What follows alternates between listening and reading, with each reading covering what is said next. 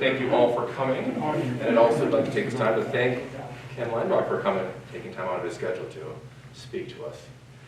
There's been a lot of excitement in the air among the residents knowing that you're going to be here, so we really look forward to it. Great. I'll leave you to it. All right, well, thanks for having me. If it's okay, Yes. is this okay? I'm vaccinated. That's okay with people? Yes. All right, good. So I was going to bring like a presentation and everything, and I decided just to talk with you. And it's really more of a conversation than a lecture. So, but I'm going to tell you a little story, and once I get the story going, and it's, oh, by the way, Happy Earth Day. So, and I have a little Earth Day story to tell that's pretty special as well in a little bit. But if that's okay with you, I'm just going to rattle on, and then if there's something that strikes you and you either have a question or a comment, please just raise your hand and we'll do the dialogue. Testing. Oh, here we go. Perfect. So you probably didn't hear anything I just said then, right? So my name is Ken Leinbach. I'm the executive director of the Urban Ecology Center. I was hired back in 1998 by this gentleman over here on my left, and Bob Anthony, and he actually was helping this struggling nonprofit figure out their way. And one of the recommendations from a consultant is that they needed an actual paid executive director. And I happened to have moved into town and knew, it just died. Any suggestions, technical people? Question? Yes. I think we've succeeded, but you had it so close and it was so loud, we want the other extreme. So when you come back, Try to keep it a little ways away. Well, in the meantime, how about if I just project for a bit until they figure out the technology? Is that okay? Yeah. All right. So, got it? Great. It's good to see you. So the Urban Ecology Center started out here in Milwaukee as a small but very good idea. Raise your hand if you've had a good idea in your life. All right. So when you have an idea, what do you do with it? Well, I'll tell you what I do. I take the idea and I bounce it around. I bounce it around in my head. I do my best thinking in the shower and on my bike. And so that's when I'm like rattling this idea around, thinking about it. But I actually don't know if it's a good idea until I do what with it? I got to share it with somebody, right? So now there's two people rattling this idea around, and you're bouncing it around. But then, after a bit, to make it a really good idea, what do you have to do with it? Keep going. Keep going. So you start sharing it with more people. And the more people you get involved, new ideas start developing. And sometimes even impossible things start to occur. And that is the story of the Urban Ecology Center. It started here on the east side with an idea. And the idea generated actually because of a problem. And the problem was Riverside Park. How many of you know Riverside Park? Of course. Hey! So Riverside Park, back in the 70s and 80s, it's a historic Olmsted park, had gone into decline. And to the point where actually it was the highest violent crime in the city was happening in Riverside Park, just 10 blocks from the university. And a group of neighbors realized that there was a problem, but then they also noticed that the university had eyes on the park to turn it into married student housing. And they were all concerned that, hey, wait a minute, the park's a problem, but we don't want to get rid of the park to solve the problem. We want to solve it a different way. And so when the university put in the paper that they were looking along the river for married student housing, the neighborhood rose up and said, hey, we need a better solution. And then what they did is they started gathering ideas. Somebody said, let's fence it in and turn it into a big dog park. Would have worked. It might have kept the crime away, but it wasn't actually going to work for everybody. But then the idea that emerged was, wouldn't it be cool if the natural area that had emerged from it being, is it on? Testing, yay. Okay, hold it away. So that the idea that emerged was, let's turn it into a natural area. And let's turn it into a nature center. So the first thing, if you have a nature center, what do you need? You need a place to work from. So the neighborhood gathered around and said, what are we going to do with this problem? And they gathered around and raised a little bit of money and found a trailer, a double-wide trailer up in the North Shore School that was being used when they were remodeling the school. It was a classroom. It was a double trailer that was just a single classroom. And they bought it with a grant from the Department of Natural Resources and a lot of bake sales. And they brought it into the east side and landed it in Riverside Park, totally illegally, but nobody actually realized that. There's no zoning, there are no regulations, and all of that. And they plopped it in the park. And I'm saying they because I wasn't involved yet, right? And so then they plopped it in the park, and they started to try to run nature-based field trips for the local schools out of that trailer. And they did a pretty good job. And at the same time, different groups, like the quilting group, the East Side Quilting Group, and the Riverside Camera Club started to form, and they would meet in this trailer. The problem with the trailer, though, is it had two problems. The only running water in the thing was coming through the roof, because it was leaking. And there were no bathrooms. So with those problems, it was a struggle to get people to come to a place with leaky roof and no bathrooms. However, people did start coming. And around that time is when, as a small nonprofit run by volunteers, they realized that they needed a little bit of money to engage some staff on a regular basis to make it work. And that's when I came into the mix, right? So my story is I'm actually from Michigan, but had moved recently to Milwaukee from Washington, D.C., where I had started my career as a high school science teacher. And while I was teaching, I discovered a secret, that when I took my kids outside, it didn't matter what I was teaching. I could be teaching physics, not necessarily biology. I could be teaching earth science. I could be teaching anything. When I took them outside, instead of teaching them in the classroom, they remembered what we were learning better. So the high-achieving kids stayed high-achieving, and the lower-achieving kids actually improved. And that was just a one-teacher data point. It was just my own experience. I thought, that's very interesting. So I got very interested in getting kids outside from an academic perspective, for academics. But then once I started doing it on a regular basis, I realized that it was important for much more than just academics, but for many other things, your physical well-being, your mental well-being, and everything else like that. So when I came to Milwaukee, I didn't have a job. Well, I did have a job. I had a very important job. And my job was to look after my 7-month-old baby, Allie, and my 3-year-old son, Micah. So I became an at-home father by choice. This was 30 years ago when there weren't many of us around. And I lived next to the Coppels, who are over here as well. So there's a few folks in here who knew me before the Urban Ecology Center, long before actually. But I had this idea in my head that I really, instead of going back into the classroom, I wanted to go back into the woods with kids. And I started putting it together and thinking, how could this work, and doing research.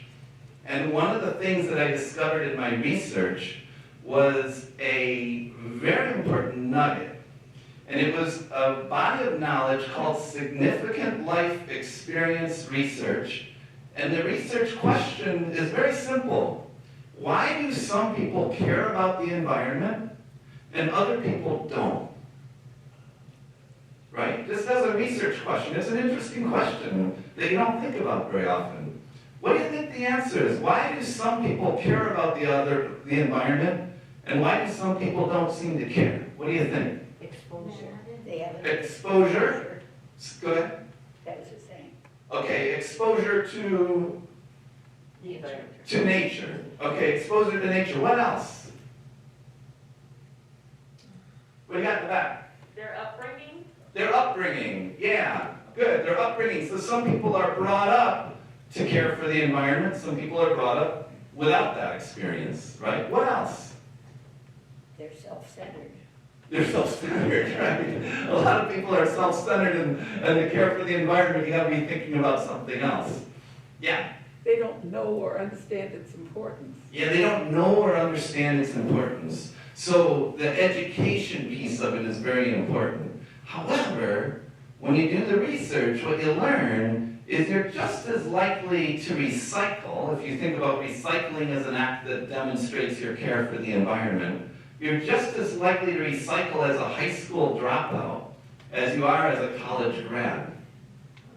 So what that tells me is that education is important, but we're not trained to teach that. We're teaching reading and writing and math and those types of things.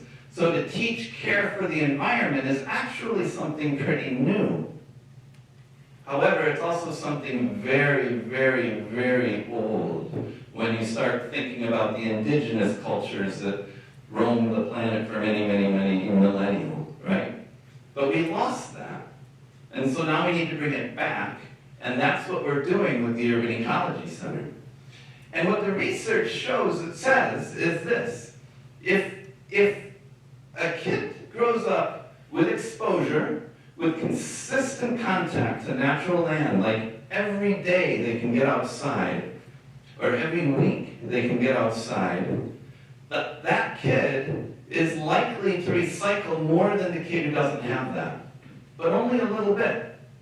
But if that kid who has the exposure also has you as a mentor teaching that kid, suddenly their odds of developing an environmental behavior or environmental ethic go way, way, way high. So it's a two-pronged thing. You need the land, and you need you, the mentor. Does that make sense? It makes intuitive sense, and it's backed up by qualitative research. I found that so interesting when 30 years ago, when I was trying to figure out what am I going to do with my life, and I'm excited about what's going on with these kids outside, and now I have some research to sort of hang a program on. So then I looked around the country and Milwaukee to see if anybody was doing anything with this research. And I didn't come up with much. There's a lot of nature centers that are doing really good work, but they weren't focused on that consistency of contact. A student would come because their teacher happened to like spiders and snakes, and it was just luck of the draw as to what teacher you had, as to whether you got outside or not, right? So we needed a system or a program that allowed every kid to have that experience in a neighborhood. And that was the invention, and that was the idea that took off. And so when I was looking around for a place to try this thing, to try this experiment, little did I realize that right in my backyard here in Milwaukee was a grassroots group of people that had a trailer in a park.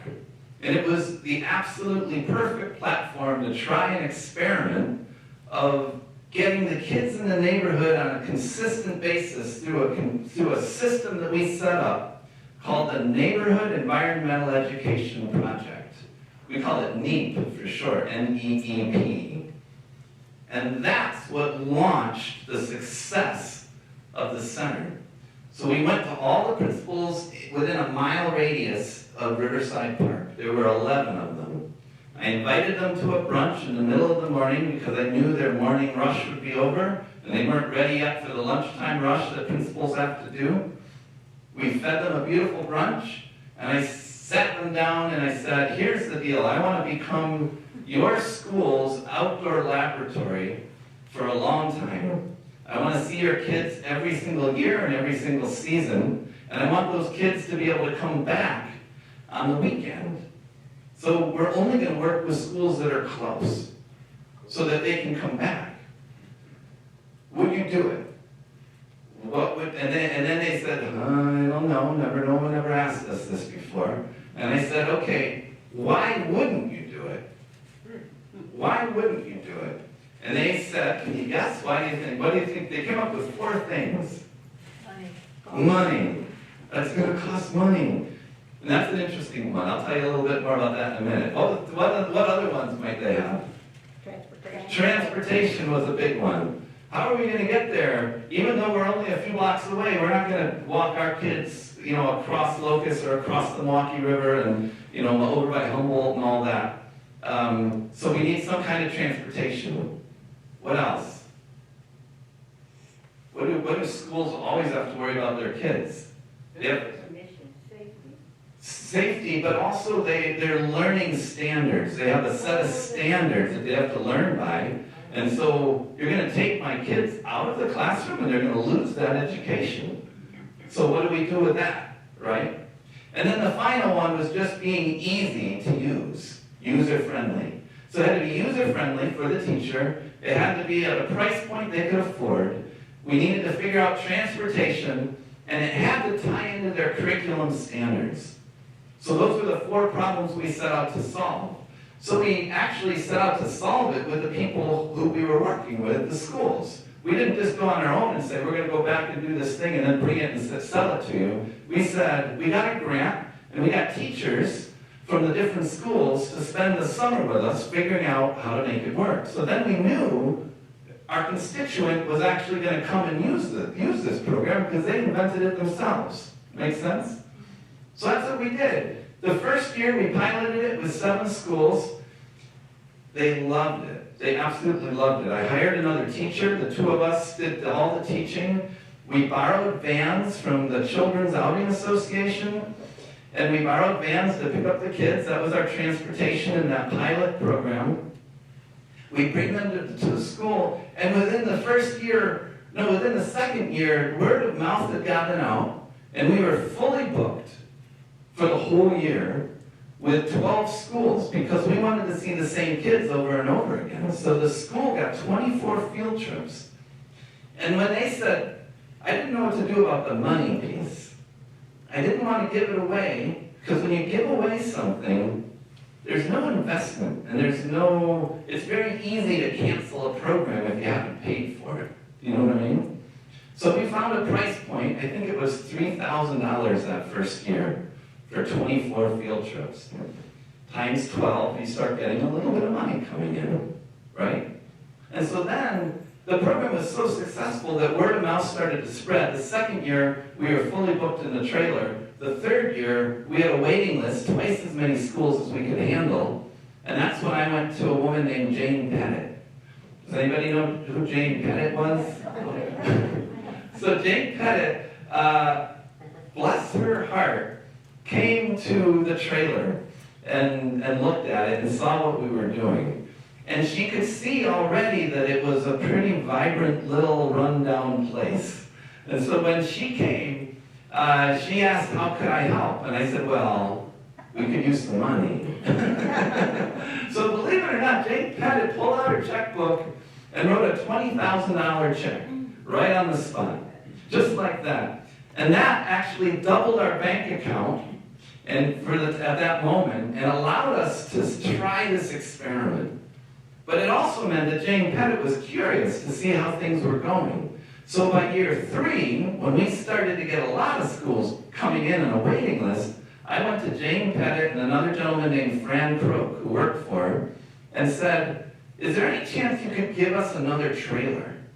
Because if we had 2 trailers or 2 classrooms, we could double the program overnight.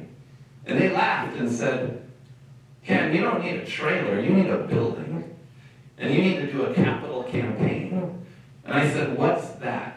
And they said, well, they laughed, and they said, a capital campaign is when you raise a lot of money to build a building. And I said, oh, well, that's interesting. How do you do that? And they said, well, you start by getting an architect to help design it, and a builder, and some planners. So we'll give you, instead of another trailer for $15,000, we're going to give you $250,000 so you can go out and hire some people to help you build a building. I just about dropped my drawers. It was like more than our whole like anything. I couldn't even believe it, right? And I said, why are you doing this? And she said, you don't even know what you got. Because what you're trying to do is get kids outside. What you don't realize is that by getting those kids outside every single day in the park has become a safe place where it wasn't safe before. So the crime statistics that we had were significant. In those 3 years, crime dropped 90% in the park. And we didn't hire a single police officer, right? Which is usually the solution to crime. So the $250,000 that they were giving us was actually, or what the work that we were doing was actually saving society a lot of money. Because prior to us, there had been some murders in the park. No more. Do you know how much a murder costs to society? You don't think about it that much. But when somebody gets killed in the park, there's a whole legal element that goes, I mean, it's a tremendous amount of resources go into the crime, the result of the crime. Does that make sense? So now, we have a situation where the academic performance of the kids are going up, the crime is going down, the community pride is exploding, resources are coming in, jobs in the form of internships. You were saying your grandson, right, was an intern at the center. In terms of internships for job training, and then actual jobs as we started to grow. We now have 80 people fully employed at the Urban Ecology Center here in Milwaukee. So it's a job creator, right? And so it started to take off. They gave us the $250,000, and we hired some architects, and we started designing a building. And then there's another woman. Does anybody know a woman named Jane Moore? Jane Moore lived in you know her, right? Jane Moore lived in Whitefish Bay, and she was connected to the Greater Milwaukee Foundation. And she saw what was happening and said, oh, that place is pretty cool. Unbeknownst to me, I didn't know this. And then she was talking to some other donors who were coming into the Greater Milwaukee Foundation when they were asking, what's a really good thing to support in town? And she pointed them in our direction. But I didn't know that. So the way I learned about it was this way. We're in a trailer, we're doing pretty well, but it's hand to mouth in terms of the finances, and we need more help. So I learned about this program called the Trinity Fellows at Marquette University. And the Trinity Fellows program provides top-notch students. They get a full ride graduate program because they've spent 2 years volunteering somewhere in the world, and they demonstrate that they're really smart. So they're really handpicking people from around the country who've got both the ethics and the work ethic and the smarts. And then but in return for total payment of your college, they have to give 30 hours a week to a nonprofit that they're matched with. And I thought that would be cool if I could get one of these people that's cheap, quality labor. Not necessarily how they wanted me to look at it, but that was how I was looking at it. So in order to do that, I had to meet with some people. And the person who was on the board of directors that everybody said I should meet with, Jane Moore said I should meet with, was a gentleman named Dick Burke. So I met with this guy. Well, we set up a meeting, and he blew me off. He missed the meeting. I biked downtown, huffed the whole way, got to the office, and he wasn't there. I was annoyed, as anybody would be. So I biked back to the trailer, and I get a call from this guy. No cell phones back then. It was actually a phone call on a landline. And he said, I'm so sorry something came up. I really didn't mean to miss anything at all. I will come to where you are right now. Where are you? I'd love to meet with you. It was very kind of him. Got through my annoyance. He came in the door. And that's how I met Dick Burke. And Dick Burke, my first 30 minutes was just asking him about this Trinity program. And then at the end of it, he said, so what do you do in this trailer? And I started to explain what we're doing with the kids and, the crime and all this stuff. And he got really interested. And about 2 weeks later, he lived in Madison. About 2 weeks later, this guy called me up and said, hey, I'm the guy that you met with. I'd like to learn a little more. Is there a chance we could meet next week? So it was during the next week when I actually spent a couple hours with him and I walked him along the river and showed him everything, that I actually said, so what do you do, Dick? And little did I realize, what he said is, nobody told you? I said, no.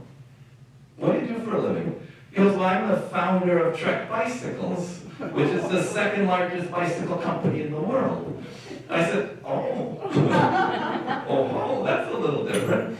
And I said, so why are you meeting with me here? And he goes, because you're doing something that I want to see happen in the world. And I think we could form a partnership. And because we're on the oak leaf bicycle path, right? He owns, he runs, he sells millions of bicycles all over the world. And he grew up in this area and wanted to give back to the community. And we were his first big charity. And he said, he invited me down to the Greater Milwaukee Foundation with Jane Moore. Now I knew the connection. And he said, I remember going down, it was a wintry day. I've been working with the kids. We had this beat up old donated truck that was like putzing along to get there. And I'm late for the meetings. He was late, I was late, it all runs it's all okay. And I'm late for the meeting, I walk in, and it's all like marbles, and everybody's all dressed up really nice, and I'm in this ratty sweater having worked with the kids. So I'm feeling way out of place. And he sits me down, there's 3 people in the room with him, and he goes, and he's all dressed up. Last time I saw him, he was like, not dressed up, but now he's all dressed up. And he said, I have 3 questions for you, Mr. Leinbach. And he said, I want to know, who's your main constituent? Who is it that you most want to serve if you only had to pick one? And I very quickly said, well, the urban kid who doesn't have the opportunity to do this kind of stuff in a city. There wasn't any question on that one. The second question was, so what's your commitment to this thing? How long do you anticipate doing this experiment? And I said, well, I'm having a heck of a lot of fun, because right now it seems to be working pretty well. So I'm planning on sticking around a while. And then the third question was, what's your business model? Okay, well, my business model is this. We charge for everything we do because there needs to be an investment, but the people that we're charging often don't have much money.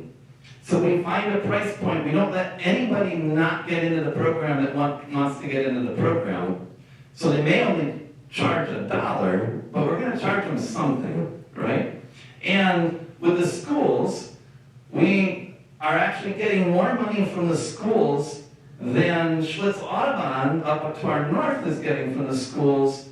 And we were told everything we'd have to do would be given away. But because of the reason for that is because we were doing a big contract with the school and we were connected to their curriculum very, very closely. So we became the science for the school in some cases. So the schools saw this as a value. But it still wasn't enough. So it's a partnership between philanthropy and the actual school payment. I said, that's my business model. It's the best I got. And then he said, okay, I like it. So then he starts writing on a piece of yellow paper and then hands it over to me. And again, my mouth just dropped. I said, you're kidding. He said, I want to pay for half of a new building for you, no matter what the building cost is. So I said, wait a minute, so if we build a building that's $10 million, he said, yep, I'll give you $5 million. I said, well, why don't I go for $50 million? And no, and actually what I did actually say is, I don't think we can accept that. I mean, that sort of surprised me when I said, why? I said, well, I don't think we're ready for that. We're just this little nonprofit. We don't have the sophistication to handle that kind of gift, as much as I'd like to say we do. And he said, well, what do you need? And I said, well, we need some operational support to allow us to be able to take the time to do all of this. So at the end of the day, he ended up giving us $100,000 a year for that operational support for 5 years until we got the building built. And his only requirement is that he was on the board as a single voting member, and he wanted to join the building committee. But he said, I'm not one of those guys that if everybody's going one direction and I'm on the board and I want to go another because I have the money, we have to go my way. That's not what I'm talking about. I wanted I want to be part of the neighborhood. He actually moved into the neighborhood. He moved over on Terrace from Madison after all of this. It was amazing. So anyway, that got us to the first building. How many of you have been in that building? Yeah, just about everybody in Riverside Park. That was so much fun, right? Oh, and my Earth Day story. Go back to the trailer days. 1990 is the 30th anniversary of Earth Day. A bunch of activists in River West came and said, we need to do some kind of Earth Day celebration for the 30th anniversary. Would you get involved? And I was new. I didn't really know a lot of people, right? I'd only been on the job about a year, and I was just trying to figure things out. And I said, well, it seems like a good idea. So we started having meetings. They were a little bit more politically active than I was, but I hung in there, right? And I remember in this one meeting, we were all saying, well, who would be a great person to come as a speaker to talk about this? And at the time, the only two people we could come up with, who do you think we would have come up with? Gaylord Nelson and Al Gore.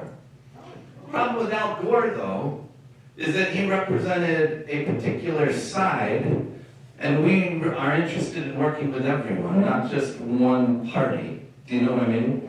And so we were worried that if we got Al Gore, plus how are you going to get Al Gore or Gaylord Nelson? I mean, the whole thing seemed kind of ludicrous. So we had this this discussion. How would we possibly get to Gaylord Nelson? Well, I knew that he had started a thing called the Wilderness Society in Washington, D.C. So as this discussion was going, I went into the back room and got on the phone, remember when you used to dial information? We don't do that anymore. But I dialed 911, and, no, not 411. Was it 411? Yeah, not 911, but 411. And I got the operator, and I said, I'd like the phone number for the Wilderness Society, and they gave it to me, and they patched me through. And now I'm talking, and they said, I'm talking to somebody, they said, Gaylord Nelson is somehow affiliated with this organization, right? And they said, oh yeah, do you want to talk to him? I was like, whoa, sure. And so then they patched me right to Gaylord Nelson, and I said, hello, Mr. Nelson, Senator Nelson, I'm Ken Lineback, blah, blah, blah, from this tiny little trailer in Milwaukee. I'm wondering if there's any chance you would come and speak on Earth Day for us. And he said, well, Earth Day I'm speaking on the National Mall. But I'm going to be in Madison about 10 days before that. Maybe we could do something in advance. If you pick me up in Madison, I'd consider it. And so he did. But the thing that was so interesting is, he had a fee, and it was much more than we had ever paid anybody before, but it seemed like a good idea. So it was like $2,000 or something like that. So we went ahead and I found a donor to help me with that. Went to Madison to pick him up, talked to him, two of us. We went all the way from Madison to the Urban Ecology Center. He saw the trailer and kind of like laughed. And then we had a talk at the Miramar Theater, and there were 400 people that showed up, including the mayor. And I got to introduce him. I basically spent the whole day with Gaylord. By the end of the day, he publicly refused to take any money from us, because he said this is just exactly what's needed in the world. And then the next time he came to Milwaukee, he called me and my wife up and had us over for dinner. I mean, with he and his wife, and we started becoming friends. So then, and for those of you who don't know, Gaylord Nelson is the founder of Earth Day, Senator Gaylord Nelson of here in Wisconsin, and it was this remarkable friendship that we developed at the end of his life that was just super, super special. And he helped us raise dollars for the new building, and as we were building it along the way. So it's just another cool thing. So happy Earth Day to Gaylord, right? So that's my little Earth Day story. Anyway, meanwhile, the story keeps going. Now there's another park. How many of you have been to Washington Park? Yeah. So in Washington Park, where the band shell is, where the zoo used to be and all that, well, that park was experiencing the same thing as Riverside Park. It was on the sort of the racial economic divide. You had the highway that had gone through over there, sort of changed the neighborhood. You had a lot of crime, a lot of problems. Actually, my first experience in Washington Park was trying to find a van that got stolen from the Urban Ecology Center, and they crashed it in a garage over by Washington Park. That was my first time there. And it was, but so the neighborhood in Washington Park came to us after they saw our beautiful building and saw all the results, the impacts we were having, and said, hey, would you consider doing this again over here? So we went and visited, and when we went and visited, everybody around the table was white. Washington Park is not a white neighborhood. So it was like, this isn't quite right. This isn't the invitation we were expecting. What we don't want to be is a bunch of white people inviting a white guy into a park. It just didn't feel right. So we actually left. We said, you know, I think you need to do some work in your community to stimulate, to figure out whether there's real interest in this or not. And so we left. And I think they were pretty shocked, because, you know, they're from Washington Heights, and that was just not their experience. So then what happened is that 2 months later, they called us up and said, we'd like you to come back. And they now had the Lisbon Area Neighborhood Association, the Hmong community group that was there. It was a much, much more diverse, real neighborhood group that was now saying, would you do this work with us? And we said, this is pretty exciting, we'd be interested. One of those folks worked for Harley-Davidson, just worked there. But he got really energized about the idea. He ran it up the food chain to their top people, and they got interested. They came and visited Riverside Park and said, this is cool, if we could do this in our neighborhood, because Harley-Davidson is in the Washington Park area, but we need more support. I bet we could get Miller to come into that. It was actually called Miller back then, not Coors or Miller Coors or whatever it is now. And so Miller got involved, and those two partnered. Dick Burke on my board said, if they're involved, I want to be involved. And I'm going to bring Betty Quadracci in from Quad Graphics, if you know of Betty. So within a month of having the concept and the idea, we had $1 million between these 4 different groups saying, yes, we want this to happen in Washington Park. The Greater Milwaukee Foundation, when Moore heard about it, said, we want in too. So they came in as an equal partner, giving us a little bit more, and Milwaukee County Parks said, we're going to give you a building to do it in. So we've been doing it in Washington Park, the same concept, same results, same impacts for the last 14 years. It's really cool. Meanwhile, the people on the south side, the largely Latino community, said, hey, we want to get into your programs. Well, they didn't fall within the 2-mile radius, so we said, well, we're fully booked. But maybe we could find a neighborhood on the south side to do this work. So that's when we discovered when the Menominee Valley project got started. Similar to the Washington Park, the neighborhood invited us in, we met with them, and that actually ultimately landed in building a whole new park, the Three Bridges Park. That was a $25 million thing. We expanded the Hank Aaron Trail at the same time.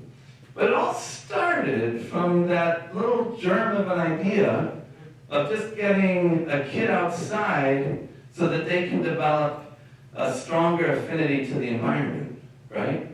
And it just kept growing and growing and growing and growing to the point where we started getting calls from cities in different parts of the world saying, wait a minute, so the crime's going down, the academics are going up, your communities are super engaged, you're doing job training, and you're also stewarding the land. Because the thing that probably I'm most proud of is actually what we're doing for nature, not for us. Do you realize that thanks to the work of the Urban Ecology Center and the River Revitalization Foundation and the Milwaukee Metropolitan Sewage District and the Riverkeeper organization. I mean, it's a collection of folks. So we were just one partner in all of this. But the Milwaukee River that was really polluted has become a world-class fishery, as has the Menominee River, in the 22 years that I've been doing this work. It's remarkable. Most of the world, globally, the species population of birds, of insects, of invertebrates, of mammals are on the rapid decline. In Milwaukee, it's going up. Why is that? It's because of the hyper-local activity that many of you are engaged with and supported that's making that happen. I actually have a gift for you that I will share with you at the end, which is one of the animals that's come back.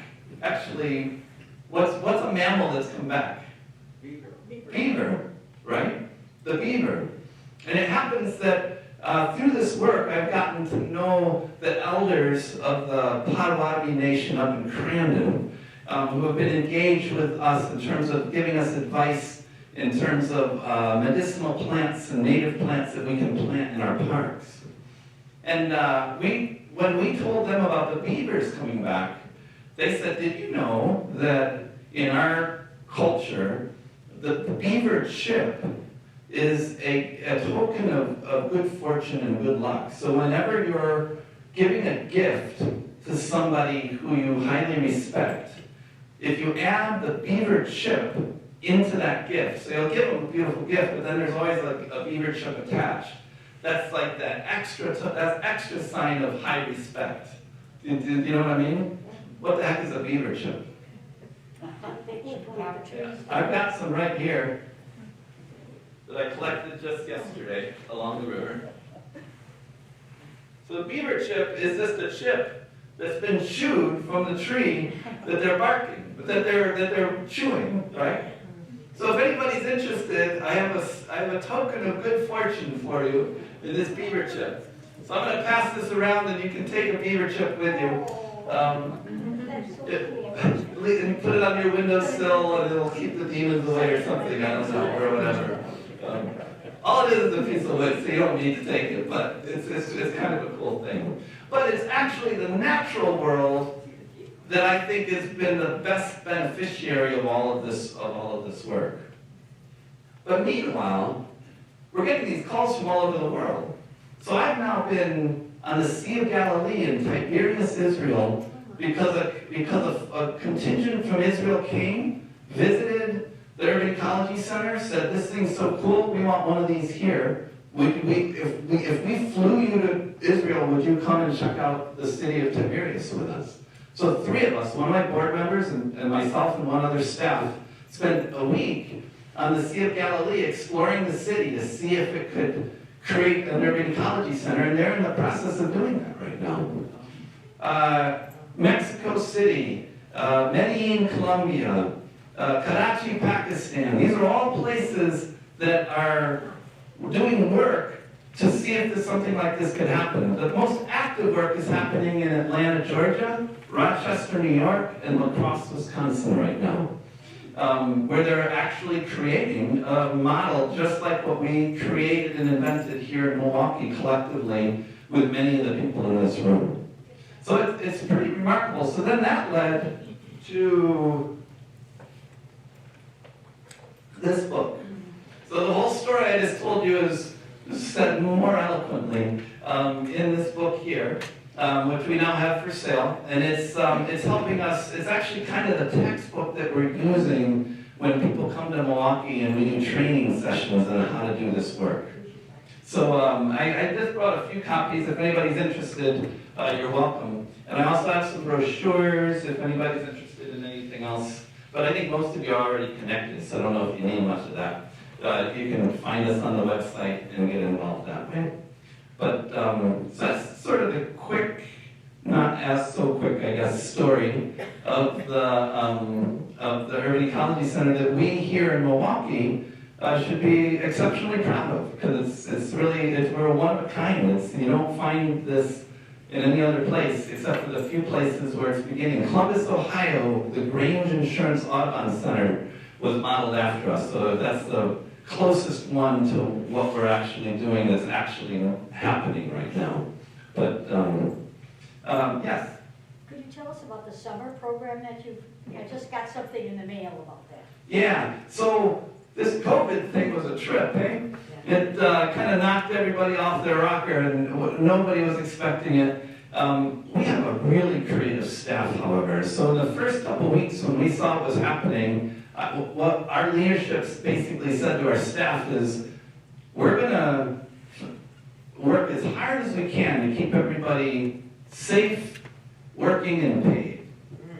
But in order to do that, we're going to need to be really creative. And it's okay to fail, but we have to figure out a different way of doing our work. And it was amazing. One of the first things we did is we offered all of our buses to the community. So we went to the mayor's office, well actually they came to us, and we said, hey, if we need food transported, materials transported, we have supplies.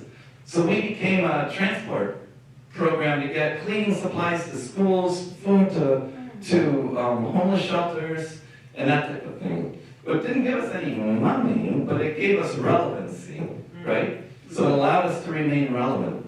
And then the next thing we did is we flipped quickly to the virtual world and started the Urban Ecology Center, or UEC in My Backyard program. And the UEC in My Backyard program, you can get online. If any of you are engaged in that world, you can see all sorts of different programs that we're now doing for families and schools through that arena. We also created something called Yardversity, which is learning in your backyard. Every backyard is its own urban ecology center, and we have some ways in which we can engage families to go out and check it out with an app that allows you to know what you're looking at. It's really cool, called iNaturalist and eBird. But so that's what we did during COVID. However, in the summertime, we decided we're doing all our work outside with kids. Why not? Why do we have to stop doing that? So we had kids masked, and we did it in smaller groups. And last summer we ran a very successful summer program with kids. And then because so many schools were closed and the kids needed socialization and we're licensed childcare, we did fall camp, and then we did winter camp. And the parents who are in it just are so thankful because it was a way to get their kids socialized. And we didn't bring them inside ever, except for to go to the bathroom. But they were outside the whole time. So the winter program, just wear a lot of clothes. And so we did that. But then this summer, we're expanding again to running mostly a full summer program. We've gotten to the point, we believe, with the pandemic and our protocols for safety that we can make that happen. We've already hired 28 interns, thanks to some funding from Johnson Controls, for the summer to help us with our research, to help us with our summer camp programs, and to help us with our land stewardship. So we're getting active now that this pandemic is beginning to change its dynamic. But yeah, so that's where our summer programming is at. Yeah. Your program is so popular and so getting so strong by its down-to-earth kind of concern for people and for young people. Have you, as a group, had any opportunity, or do you see any, for trying to reduce the importance that guns make to our culture? Yeah, I guess I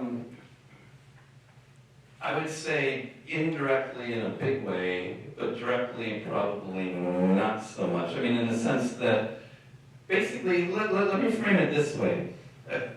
Before we existed in Washington Park, let's just pick Washington Park, a kid going to school would take a shortcut to walk through the park. And what they would do is they would get distracted by the lagoon or the people over there, right? But the people that were in the park that they'd get distracted by would say, hey, you want a little bit of weed? Or, hey, we're doing this thing and then we're going to do something tonight. You want to get involved? And the kid, of course, would say, yeah, because they want this belonging. They want to be included. And then that's the beginning of the path that would get you to the guns, right?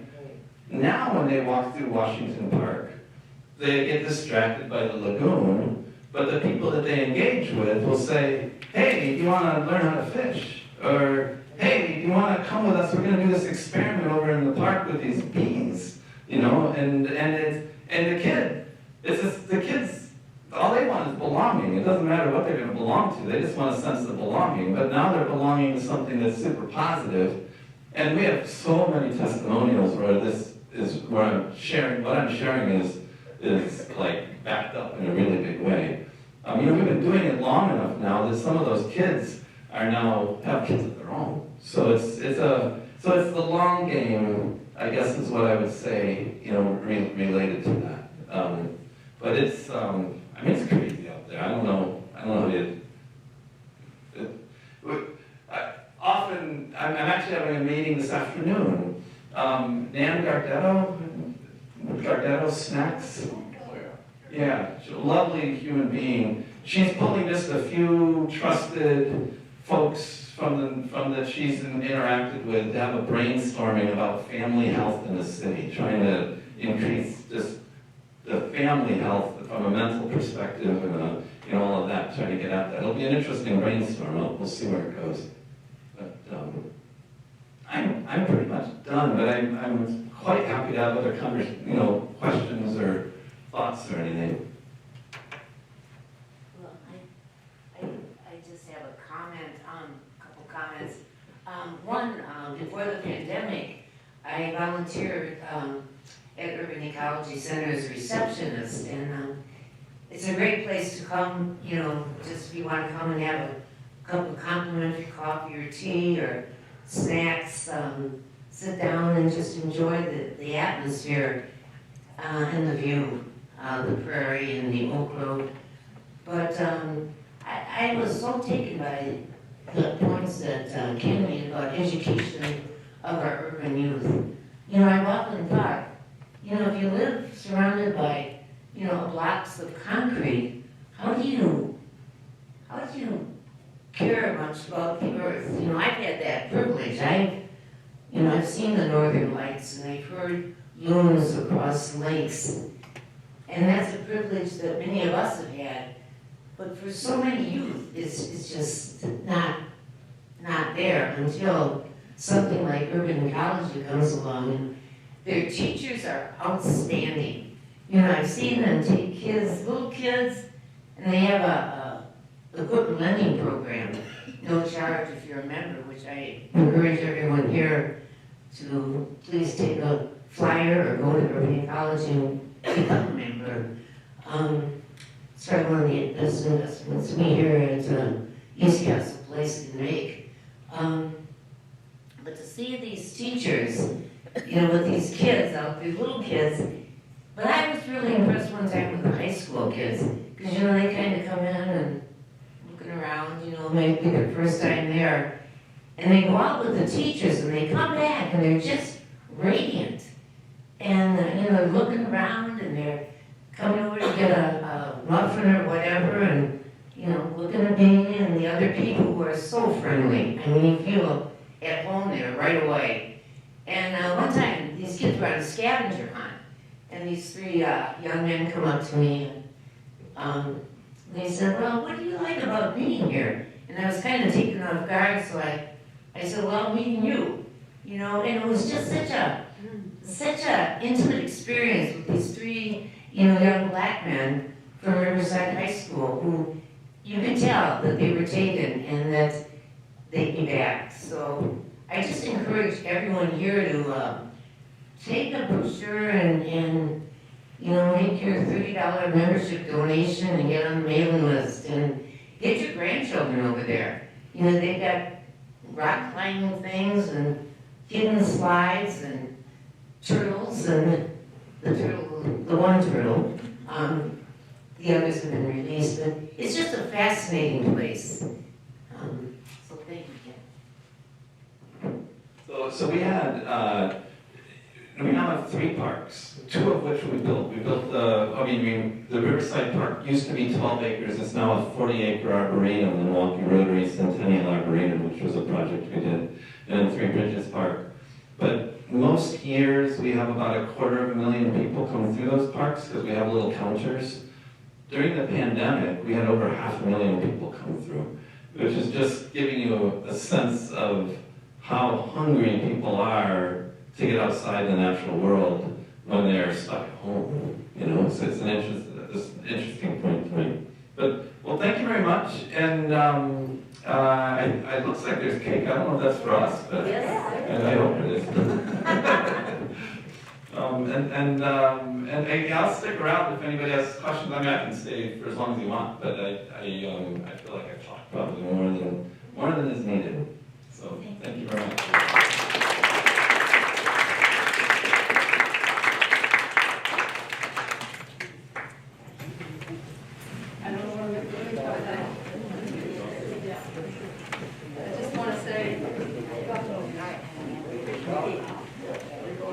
I just want to say thank you so much for coming. I know a lot of people do know about you, but there are a few that don't. And I'm sorry to say I'm one of them, but I think that's going to change really quickly. The cake is for you. We'd love for you to stay as long as you want. We're just going to be celebrating Earth Day for the rest of the afternoon. We have happy hour coming up at 3. But in the meantime, it's just cake. Oh, yes, thank you, Katie. We have cards that were made totally with recycled. You know, we've been getting our dinner for a long time. We've had to eat in our rooms. You know, we've been getting our dinner in these gigantic brown paper bags with sometimes styrofoam in the paper bags. But anyway, we've made cards with them. All resident made, all used materials. And they're for sale, and that sale proceeds go to the scholarship fund that one of our residents, sitting right over here, helped get started. She's very active in the program that supports that. And so with the proceeds of the various fundraisers that we do, we give scholarships to people who work here who want to further whatever their educational goals are. So that's a real tiny idea, but it's growing every year. We're quite proud of it. We have also, in that same vein, we have a treasure chest where people donate whatever they are not needing anymore. People do come and go, and so we sell furniture and all kinds of, something you probably want, I'm sure, is down there. We can find somebody to unlock the door so you can go down and shop a little bit if you'd like to. So that's a way of keeping things out of the landfill for at least a few more years maybe. So we're about that, and I'm sure there are people here that would be interested in maybe figuring out something that we could do that would complement what you're already doing when you started. It's really wonderful. So thank you very much for coming and for staying a while. We'd love to have you visit us. Oh, I'd like to remind everybody, you know, we do have a movie tonight at 7:30, and from here on, it's just kind of free time to hang out and enjoy each other's company, because we haven't seen a lot of each other lately. 40 people together, it's a Yeah, we only just started meeting with a group this size. We were like, you know, well, 2 maybe, okay, 2. It's been slow going, and we're still getting the feel of being together again, so. It's a good feeling. Yeah, it is. So happy Earth Day, everybody.